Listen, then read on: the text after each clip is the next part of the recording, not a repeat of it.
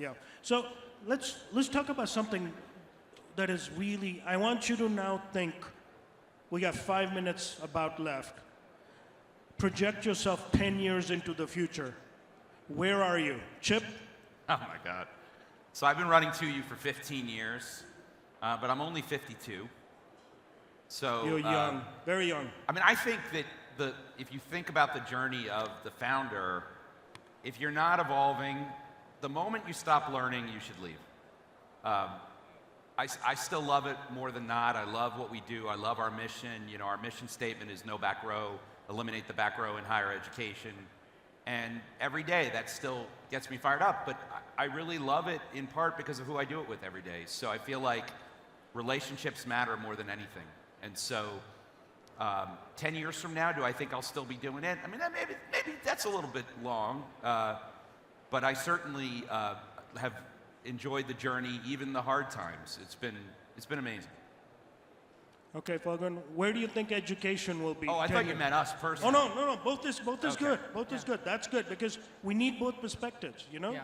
It's really, the problem is when we talk about lofty things and we don't personalize it, it just stays there. It doesn't become internal. You're bringing something out that's really important. On the education side, I will tell you that like this whole notion of online and offline and hybrid, and you know, when you go shopping today, you don't say, oh, I'm going to go online shopping. You just go shopping. Right. And so I think that entire distinction, it won't take 10 years. That's already happening today. So that's pretty rapid transformation for it to just be simply convenience for the learner, to meet the learner where the learner needs to be met. All right. What about you? I think for me personally, my entire career of the last 10 years, I'm 32, so I've spent 10 years in my professional life, all have been in education. So for good or for bad, I don't understand anything beyond this. So I think 10 years down the line, I will still possibly doing something in education in some way and form. About the education itself, I think the way the market is evolving, there are two key trends that I see almost on a daily basis. The first is this amalgamation of on-campus and online. I think 10 years down the line, there will hardly be any university or any educational institution that does not have a strong online blended play. And I think that journey has already started for almost all stakeholders that I talk to, and I think that's going to be a big shift.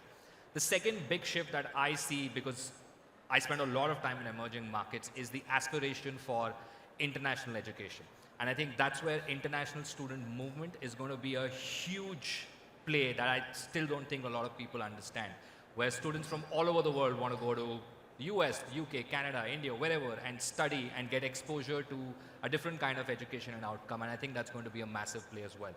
For us as upgrad, I think our vision has always been to say that if you think of higher education, it starts when somebody is 16, 17, or 18 years old, where they're starting their first undergrad.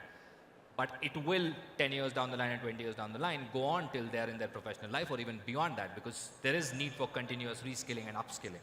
So what we want to do is become the lifelong learning partners for people globally, starting from when they're 18 to when they're 80.